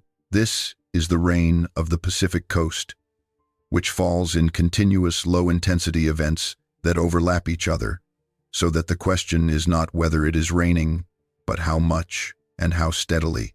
The distinction matters for navigation, and for the management of outdoor activities and for understanding the behavior of the wildlife in the valley, which is calibrated to the rain in ways that take years of close observation to read accurately. He was calibrated to the rain. I understood this from the first days. He did not behave as if the rain were an obstacle or a discomfort, as a being from a dry climate would behave. He moved through rain with the same economy he moved through everything, without adjustment for it, as a person moves through their own house in the dark, knowing every surface and not requiring the light to navigate. When he was outside and it was raining, which in the North Fork Valley it usually was, the rain ran over his hair and off him in channels that appeared to follow specific paths, as if his hair were arranged to direct water away from certain areas, and his body had developed over time in a relationship with the rain that produced something like waterproofing. I noticed this by watching him from the kitchen window when he was in the clearing, which he began using as the months passed, first the near edge of the clearing near the timber and later the wider space of it, and what I saw was not an animal tolerating weather but a being that operated in weather as its natural condition. The chickens were a problem in the early weeks, not because he threatened them but because they threatened the relationship between us. They lived in the coop against the south wall of the cabin, and they objected loudly and continuously to his presence inside the cabin, which they could apparently detect through the cabin wall, and the noise they made was a source of disturbance to him in a way that I had to manage by moving his sleeping area away from the south wall and into the main room, which I accomplished by moving the kitchen table against the south wall as a barrier and establishing a sleeping area for him in the space between the wood stove and the east wall, using the old wool blankets and the canvas tarp and a foam camping pad that Frank had used for backcountry trips. He accepted this arrangement with the practicality that characterized his general approach to the physical conditions of life in the cabin, making adjustments to his position and orientation over the first few nights until he arrived at an arrangement of the materials that suited him and that did not change for the remainder of that first winter. I want to tell you about the evening in January when I first understood that what was developing between us was reciprocal in a way I had not anticipated and had not known to anticipate. I was at the kitchen table with the notebook, writing up the day's observations, and he was in his sleeping area between the wood stove and the east wall, and I was about halfway through a paragraph about the rate of healing in the shoulder wound when I looked up and found that he was watching me write. Not watching the room or watching me as an animal watches its human caretaker to track movements that might indicate food or exercise or other events of interest. Watching my hand moving across the paper with the specific focused attention of a being that is watching something and trying to understand what the watching is seeing. His head was tilted slightly, which was a gesture I came to associate with a specific kind of attention that he applied to things he was encountering for the first time. He watched my hand move and his head was tilted and he was quiet and still as he was when he was most attentive, which was a stillness different from the stillness of rest. The stillness of attention is held rather than settled into. You can see the difference if you know to look for it. I wrote a few more sentences and then I stopped and looked at him. He moved his head slightly in a different direction, the head tilt adjusting. I put the pen down and I turned the notebook so the writing was facing him. Though I understood that the writing was not the object of his attention as it would be for a literate human, that he was not reading the words but was observing the activity, the production of marks on a surface through the controlled movement of an implement held in a hand, and what that observation indicated about what kind of being I was. I said, "This is writing. You write things down so that you remember them." He looked at the notebook and then at my face and then at the notebook again, and then he made the low, varied sound that I had come to understand as a form of response. Not language, but something that occupied the same functional space as language, the acknowledgement of communication. I said, "Yes," and I picked up the pen and wrote another sentence, slowly so that the movement was clear, and I put it down again, and we remained in that configuration, me at the kitchen table and him in his sleeping area between the stove and the east wall, until the fire needed more wood and I got up to attend to it. I thought about that exchange for several days afterward. What struck me was not that he had been watching me write, which was entirely consistent with the observational quality of his attention to everything in the cabin environment. What struck me was the head tilt, which I had not seen him use with anything in the cabin except me. The head tilt was an orientation gesture, and I had seen it every time I had done something that seemed to be new information for him. What it suggested, or what I thought it suggested at the time and have continued to think in the years since, was that I was the object of active inquiry, not just monitoring, but a specific kind of investigation, the investigation of a being trying to understand another being from the available evidence. He was studying me as I was studying him. The asymmetry I had assumed in the relationship, where I was the observer and he was the observed, was not as complete as I had thought. By February, I had made sufficient peace with my situation to begin thinking about it more systematically, which is the characteristic response of a person with a teaching background to difficult problems. I had been going through each day in the first weeks on the basis of immediate necessity, responding to what was in front of me rather than thinking ahead to what might be required, and this had been appropriate given the volume and strangeness of what was immediately in front of me. But by February, the immediate necessities were established. His arm was healing. His eating had settled into a pattern I could manage. The cabin routine had absorbed his presence into its existing rhythms, and the cabin routine was therefore the container in which I could now think. What I thought about, systematically and for many days, was what he was. Not taxonomically, because I had no way to approach that question beyond what I had observed, and what I had observed was consistent with descriptions I had read of beings that most scientists at that time would not have acknowledged as real. I had not read widely on the subject because it had not been a subject I had thought about before December of '91. I had the general awareness that most people who grow up in the Pacific Northwest have of the regional folklore, which in Washington includes the traditions of the Coast Salish and the Quinault and the other tribes of the peninsula, and which in the mid-20th century European-American version became the word Sasquatch, and then in the 1960s and after the word Bigfoot, neither of which felt adequate when I was looking at the being on my kitchen floor reading my hand movements as I wrote in a composition notebook. What I thought about instead was the question of what the right relationship to him was, which was a practical and ethical question rather than a taxonomic one. He was large and capable and almost certainly healthy in ways that would become more evident as his arm healed in the winter stress of his injury and the time in the river receded from his body. He was not domesticated and he was not going to become domesticated. He was not a pet and he was not a patient in any medical sense and he was not a specimen. He was a being that had come into my cabin because it was safer than the forest in December with an injured arm. And the relationship between us was the relationship between two beings sharing a space for mutual reasons. And my job was to understand what those mutual reasons were and to operate inside them with honesty. What I was to him, I believe, was a fixed point in a territory. This is not a diminishment of the relationship. A fixed point in a territory is an important thing for a being that ranges widely through complex terrain. It is a reference, a known quantity, a place and a presence that can be returned to when the territory has been difficult, or when the season requires shelter, or when something has gone wrong. I was that.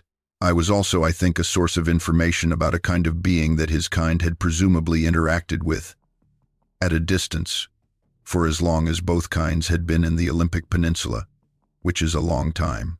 The Quinault tribe's connection to this land predates any European contact by thousands of years, and if the beings that he was part of had been in those mountains for a comparable period, then there had been a relationship between those two kinds across a very long time. A relationship of mutual awareness and mutual avoidance that had not, on the evidence I had available, included anything like what was happening in my cabin in the winter of '91. What was happening in my cabin in the winter of '91 was new, or was new in the form it was taking. A voluntary close contact between individuals rather than the distant mutual awareness of populations. That thought stayed with me through February and into the warmer days of March.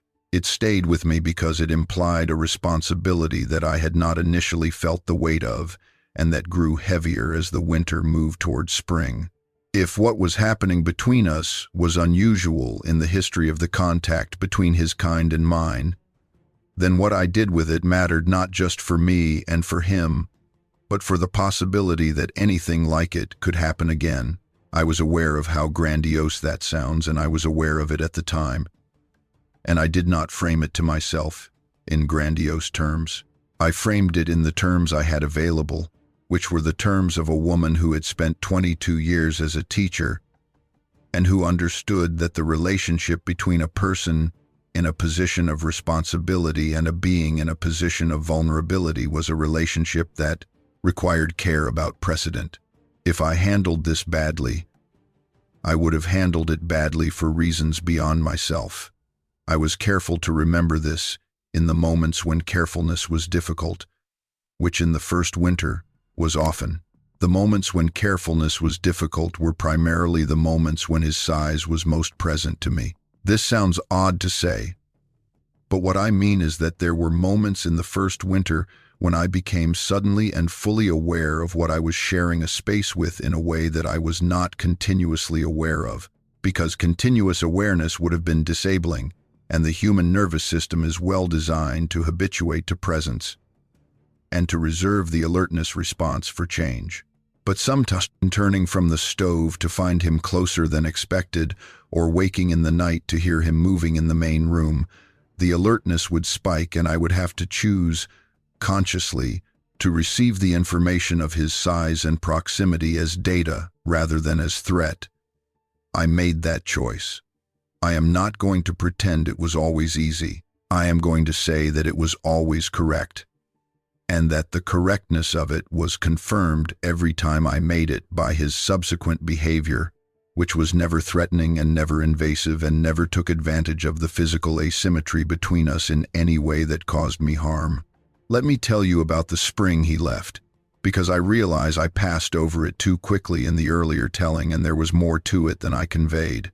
April in the North Fork is the most beautiful month in the valley, not because the weather has improved substantially over winter, but because the things that have been waiting through the winter begin their emergence, and in the Quinault Valley the emergence of spring is a whole ecosystem event that happens with more volume and more simultaneity than anything I had seen in my life before moving there. The skunk cabbage comes up in the wet ground along the North Fork starting in late February, enormous yellow spathes pushing through the mud before any other plant in the valley has moved, and Frank had loved them for exactly the reason he stated, not because they were beautiful, though they have a particular alien grandeur to them, but because they were early, and that made them important. The wood violet follows the skunk cabbage in March, small and blue along the north-facing banks. The trillium comes in April, white in the deep shade of the old growth, and the bunchberry and the wild ginger and the oxalis that carpets the forest floor in a green so even and dense it looks like lawn, except that it is alive in a way that lawn is not alive. Three-dimensional and layered and full of the small movements of insects and the tracks of small mammals and the seedlings of the trees that will in 200 years be the old growth. He went out more in April.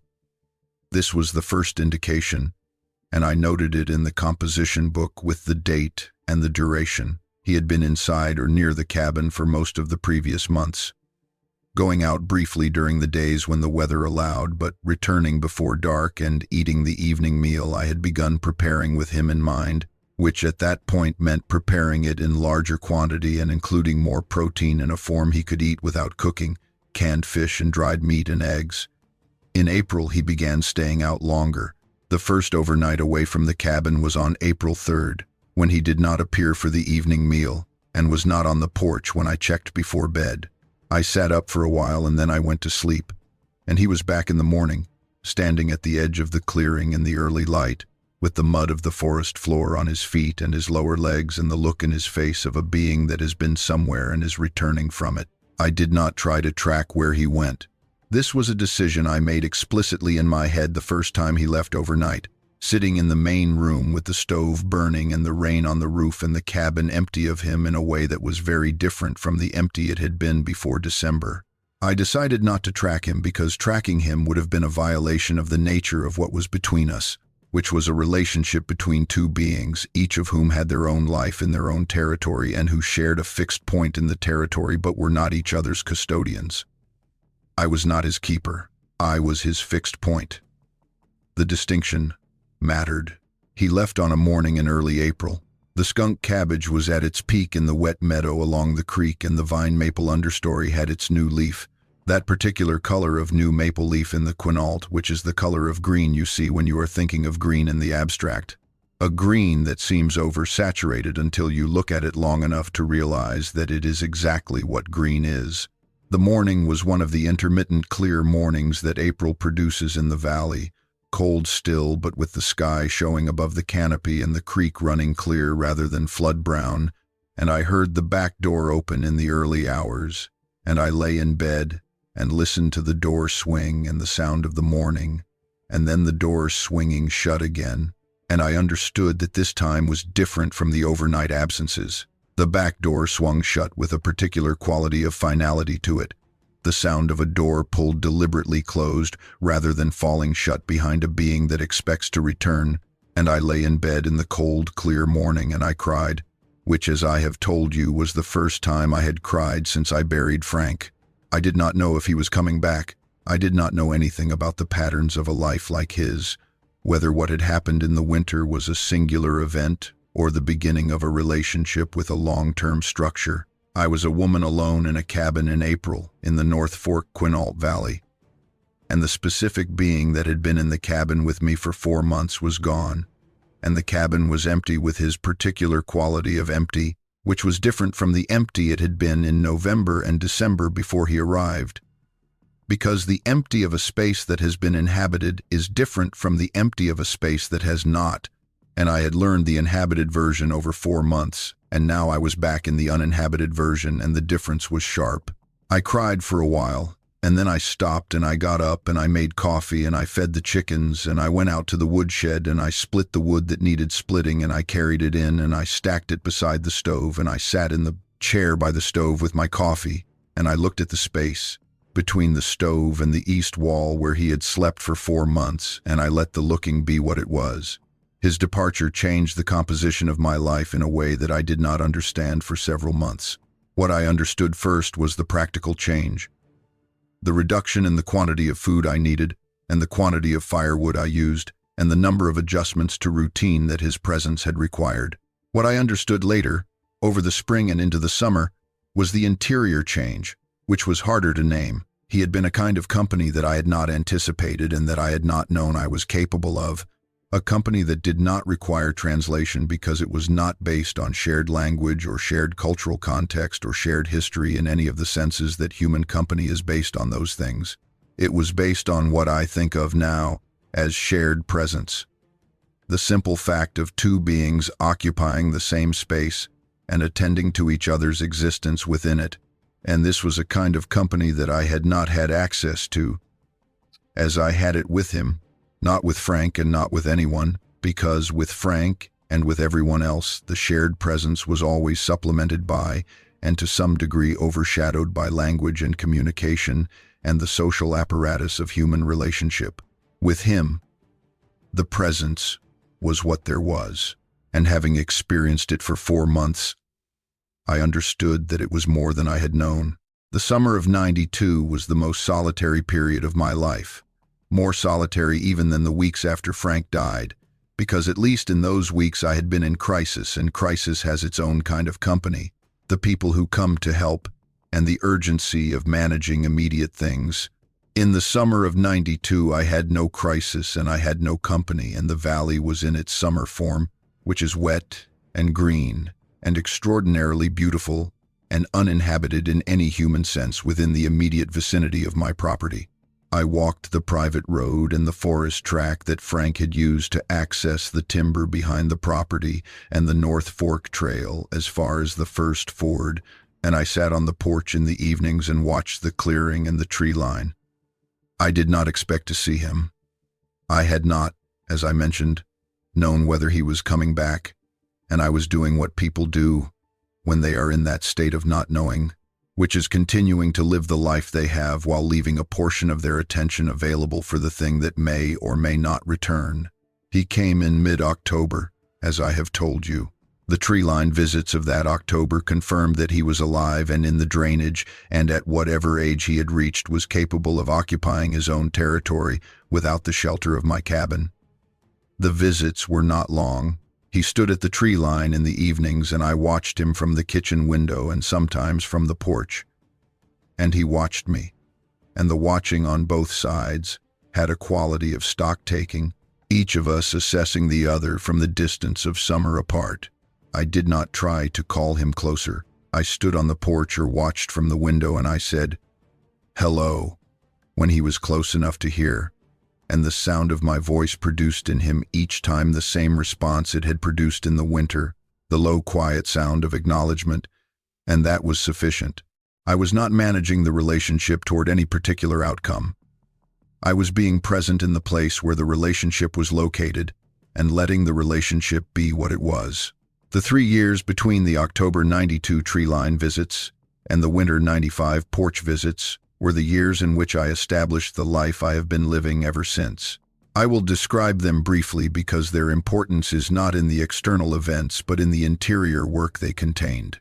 I continued teaching, which I had returned to in the spring of '92 at the school district in Hoquiam, driving the Scout down the private road and the North Shore Road and the county road to Highway 101 and then to Hoquiam 3 days a week, a commute of about an hour each way in good conditions and considerably longer in bad ones, which in the Quinault Valley meant considerably longer from approximately October through April. I taught mornings and was home by mid-afternoon on school days. And the rhythm of the school days and the valley days was the basic structure of my life. I bought what I needed in Hoquiam on teaching days and managed the property on the days between. I kept the notebooks. I kept the Scout running. I kept the wood stove fed, These are the activities of a life that has been simplified to its necessary components, and I was at peace with the simplification. I was also, over the course of those 3 years, reading. I had always been a reader, as teachers tend to be readers, widely and without a particular system, following the chain of reference from one book to the next. After December of '91, I began reading with a more specific orientation, which was the orientation of someone who has encountered something that the categories available to them cannot adequately contain and who is looking for better categories. I read the academic literature that existed on the subject, which was not extensive in the early 1990s, and which existed at the margins of primatology and physical anthropology, and was largely not considered serious by the mainstream of those disciplines. I read the testimony of people who claimed to have had encounters in the Pacific Northwest, which varied enormously in quality and specificity, from accounts that seemed to me to contain genuine observational precision to accounts that seemed to contain nothing but narrative convention.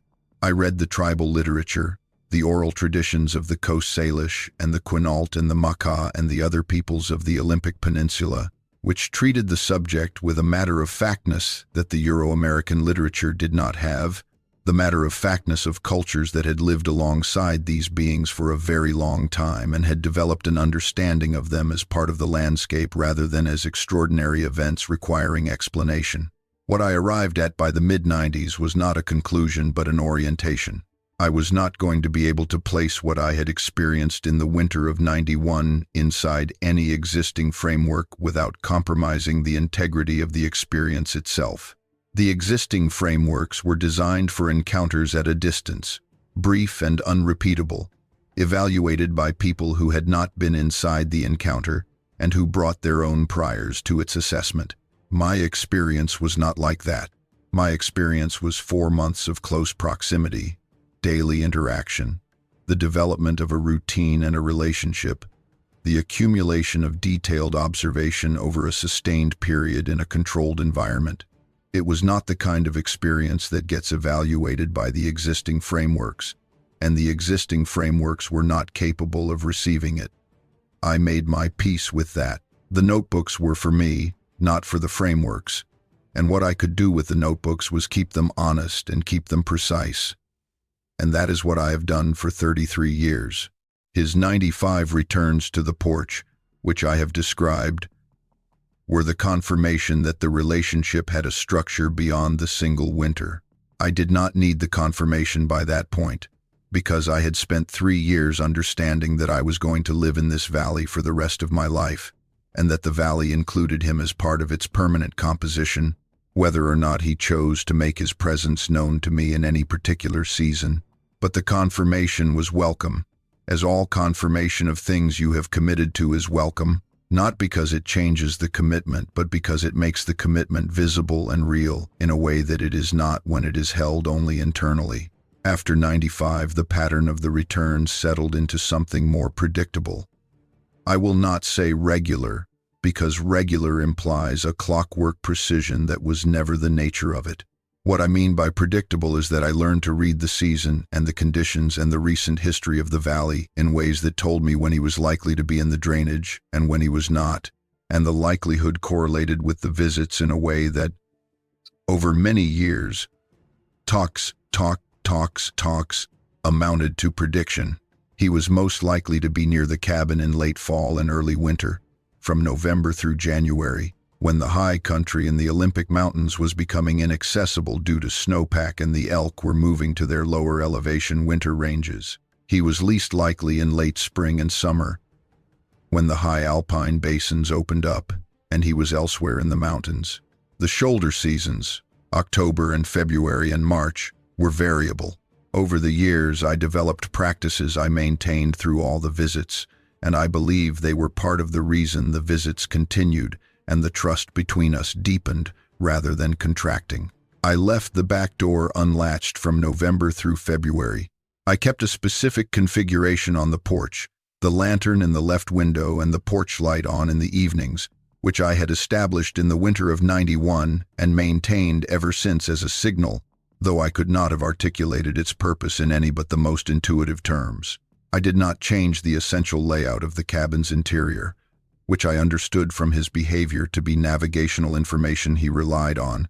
The positions of the furniture and stove and sleeping area consistent enough over years that his movement through the space had the economy of a being in a known environment. I cooked more in the months when he was most likely to be present, which was not calculation but habit, the habit of preparing for company that may or may not arrive. The years that I want to tell you about most specifically are the years in the middle of the pattern, roughly 2000 through 2012, when the visits were at their most frequent and when the quality of what passed between us had the most complexity and the most depth. I will try to describe those years accurately, which means I will try to describe what was actually there rather than what I might wish to have been there. And the distinction is one that I have had to be careful about for 33 years because it is very easy, in a relationship that has the character of this one, to project interiority onto the other party that you cannot verify. I have tried not to do that. I have tried to describe only what I observed and to draw only the inferences that the observations support, and to label my inferences as inferences rather than as facts. What I observed in those middle years was a being that was increasingly comfortable in my presence and that was, over time, curious about me in ways that went beyond the operational curiosity of the early years. The operational curiosity of the early years was the curiosity of a being learning the environment it was sharing, understanding what I did and how I did it in terms of what it meant for the practical management of the space between us. The curiosity that developed in the middle years was different. It was what I can only call personal curiosity, the curiosity that one person has about another person when they are trying to understand who that person is rather than what that person does. I first noticed this clearly in the winter of 2002, when he was inside the cabin during a 4-day rain event that kept him from going far from the property, and that kept me inside as well. And we had more uninterrupted time in the same space than we had had in many years. I was working at the kitchen table, not on the composition book, but on a stack of third-grade reading comprehension tests that I was marking because I had returned to substitute teaching in Hoquiam the previous fall on a reduced schedule, and I had brought the marking home for the weekend. He was in his customary position between the stove and the east wall, and at some point I became aware that he had moved, not closer to me exactly, but into a position from which he could see the surface of the kitchen table more directly, and that he was observing what I was doing with the red pen and the papers as he had observed my writing in the composition book in the winter of '91, with the head tilt that indicated active processing of new information. I showed him what I was doing. I took one of the papers, and I held it up and I said, "This is a child's work, a student, someone who is learning to understand what words mean." And I showed him the child's answers, and I showed him the marks I was making to indicate correct and incorrect responses. And I talked through what I was doing, as I had talked through everything since that first December, plainly and without condescension, because condescension in the context of this relationship would have been absurd and would have been immediately legible to him as such. He watched the paper and the pen, and he watched my face as I talked, alternating his attention between the object and the speaker as a being listens when it is trying to understand the relationship between the two. When I finished, he made a sound that I had come to identify, over many years, as the sound he made when he had received information and was processing it, a low, sustained note that was shorter than most of his other sounds and that had a quality of interiority to it, as if it were directed inward rather than toward me. I put the paper back on the stack and I picked up the red pen and I went back to marking, and he returned to his position and was still. But the quality of the stillness was different from the stillness of rest, and I noted it in the composition book that evening. He is thinking about what I showed him. I cannot demonstrate this. I can only say that I have been a teacher for 22 years and that I know the quality of thinking in a being that has been given new information and is working with it, and that is what I saw. In the winter of 2006, the winter of the hip surgery and the wood he carried, there was another incident that I have returned to many times in the years since. I was recovering from the surgery, which I have described, And I was having a difficult week in mid-December, not because of the hip specifically, but because of the combined accumulation of the surgery and the early darkness of December in the valley and the anniversary of Frank's death, which was October 9th and which had passed 6 weeks before, but whose weight sometimes settled later in the year rather than on the day itself. I was sitting in the chair by the stove, not reading and not writing, just sitting, and he was on the kitchen floor in the configuration he had been using in those years, and I was aware of him being aware of me, as you are aware of another person's attention in a shared quiet space. He moved from the kitchen floor to the main room. He did not come to me, as a dog comes to a person who is sad, which would have been an intrusion. He moved to the floor near the stove, closer to me than he had been in the kitchen, and he sat down with his back against the wall and his face turned away from me at a slight angle, not looking at me directly, and he was still.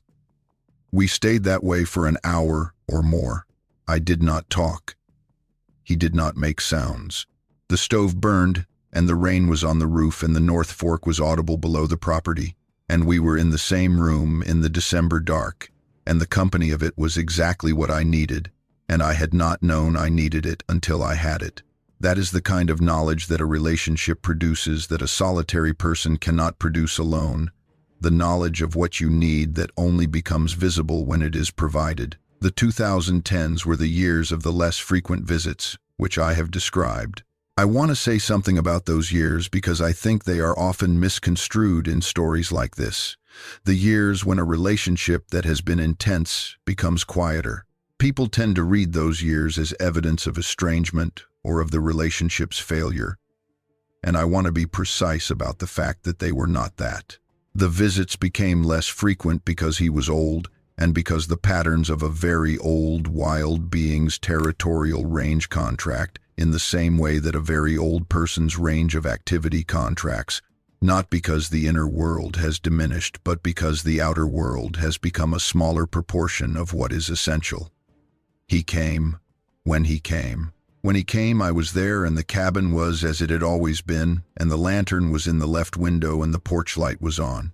When he did not come, I managed the property and kept the notebooks and walked the private road in the mornings and watched the clearing in the evenings, because that is the practice you maintain when you have committed to a fixed point in a territory, and you are the fixed point. The last years before November of this year were the years in which I understood, through the accumulation of time and the evidence of each visit, that he was aging in a way that was not reversible and that the range of his visits would continue to narrow until they stopped, and I made my peace with that understanding as I have made my peace with the other large, uncontrollable facts of my life, by accepting them as true and continuing to be present in the place where the truth lived.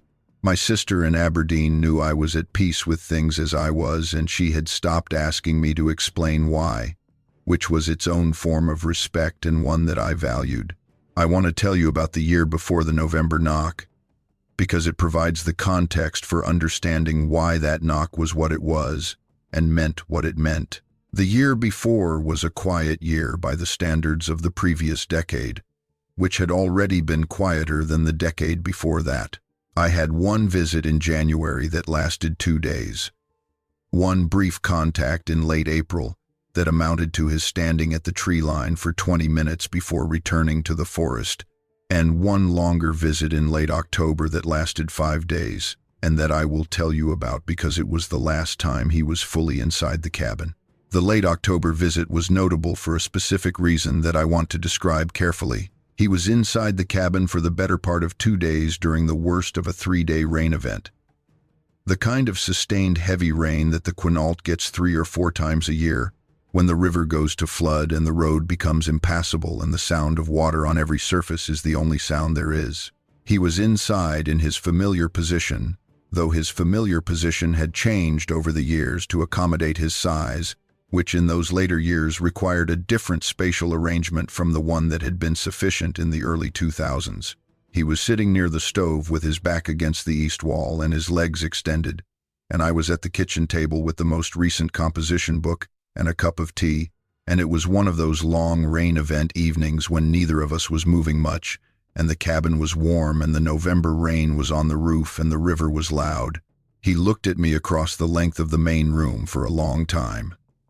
Not the head tilt of active processing, a different quality of looking, which I recognized from the years of his faces as the looking he did when he was being present with me rather than processing information about me, the difference between attention directed at understanding and attention directed at being.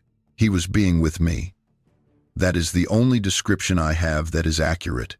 He was an old being in a warm cabin in the November rain, and he was being with me, and I was being with him, and the 33 years of the relationship were in the room, as long relationships are in the room when two people who have been in one together are in the same space, not as memory exactly, but as the accumulated fact of having mattered to each other for a long time. I said, "I am glad you are here tonight." I said it as I have always talked to him, plainly and without embellishment, because the relationship had always been most honest when I was most plain. He made the low sound of acknowledgement. I said, "I am glad you came back in 95. I said, "I was not sure you were coming back in 95. He was still, and the sound of the rain and the river was in the cabin and the stove was warm, and I said, "You have been the best thing in my life since Frank." I said it, and I meant it, and I let it stand there in the warm cabin in the November rain, and he looked at me from across the main room with the old dark eyes, and he made a sound that I had not heard him make before in 33 years, lower and more sustained than his usual acknowledgement sounds, a sound that I do not have language for and that I am not going to attempt to translate because the translation would diminish it. We sat in the warm cabin until he decided to leave, which was the following morning when the rain had eased and the river had come down enough from its flood peak that movement through the drainage was possible. He went out the back door in the morning with the same deliberateness he had always had. The deliberateness of a being that is old and that knows what it is doing and does it without rush, and I watched him cross the clearing and enter the old growth, and the old growth close behind him, and I said goodbye into the empty clearing in the morning after the rain.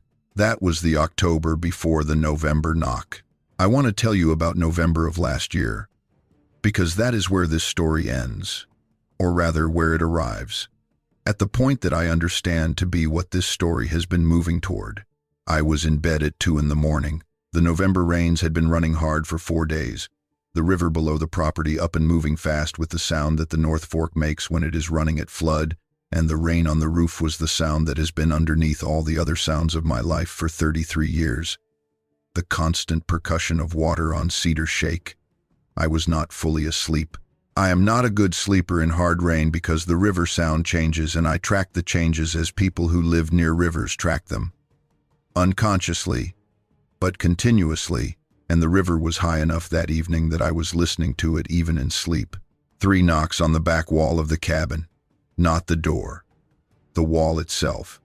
The log wall of the back of the cabin that faces the old-growth forest, which is 50 feet from the tree line. Slow and deliberate, spaced about 3 seconds apart. The same weight and rhythm that had become his over the years. Not a pound or a bang. A knock, as a person knocks on a door when announcing themselves. I lay still.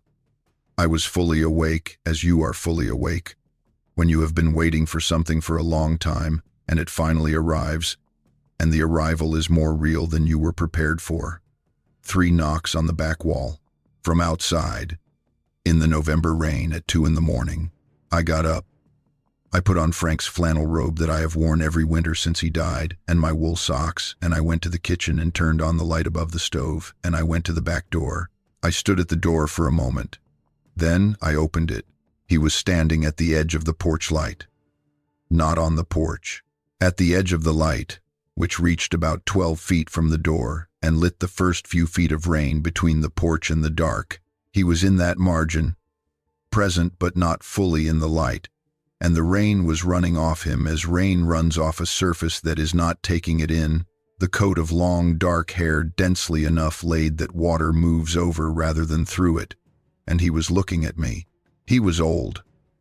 I understood this from looking at him, not from any single feature but from the aggregate of what I was seeing.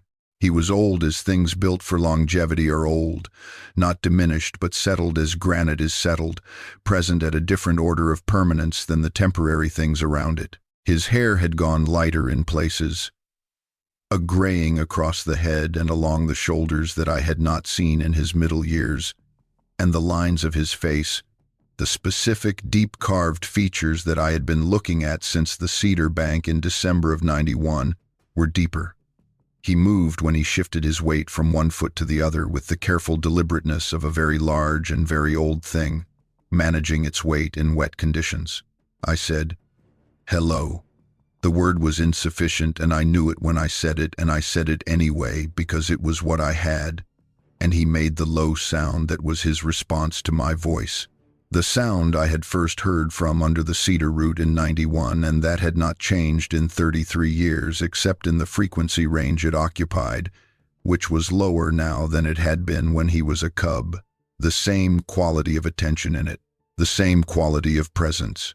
I said, "You should come in, out of the rain." He did not come in. He was not going to come in, which I understood from how he was standing. He was not standing at the edge of the light, as he had stood at the door in '95, when he was returning after a long absence and determining the boundary between inside and outside. He was standing there with a purpose, with the deliberateness of a being that had come for a specific reason and was accomplishing it, and the reason was to be there, at the edge of my porch light in the November rain, as people come to the graves of people they have loved, not to enter anywhere, but to be present in the place where the connection was. I got my barn coat from the hook by the door, Frank's Carhartt, which I had replaced twice in 33 years as the original wore out, always with the same model, because it was the right coat for this climate and the right size, and because it was what I had reached for that December day in '91. I put it on and I went to the porch steps and I sat down on the top step in the rain, which was cold and immediately soaked the robe below the coat's hem, and I sat there and he was at the edge of the light and we were in the same November rain together for a while, which was long enough to have weight to it, long enough to be what it needed to be. I thought about Frank. I think about Frank most mornings and most evenings, and this is not unusual and has not diminished in 33 years, and I do not expect it to. I thought about the day I opened the back door of this cabin in December of '91 and he came inside from the cold. I thought about the years that followed, the winter of close-range tending and the springs of departure and the returns that came across the decades with the regularity of things that have their own seasons and know when their seasons are. I thought about the wood stacked by the stove in 2006. I thought about all of it, and I sat on the porch steps in the November rain, and I was 79 years old.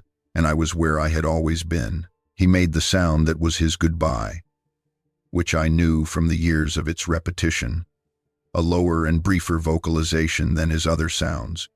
And then he turned and moved into the dark beyond the porch light, and the rain closed behind him as the forest closes behind things that belong to it. Completely and without transition, one moment present and the next moment not. I sat on the porch steps for a while after he was gone. The North Fork was loud below the property and the rain was steady on the clearing, and the old-growth timber behind the cabin was dark and present as 400-year-old trees are present, which is the presence of things that have outlasted everything smaller than themselves. I was wet and cold, and I did not go inside immediately.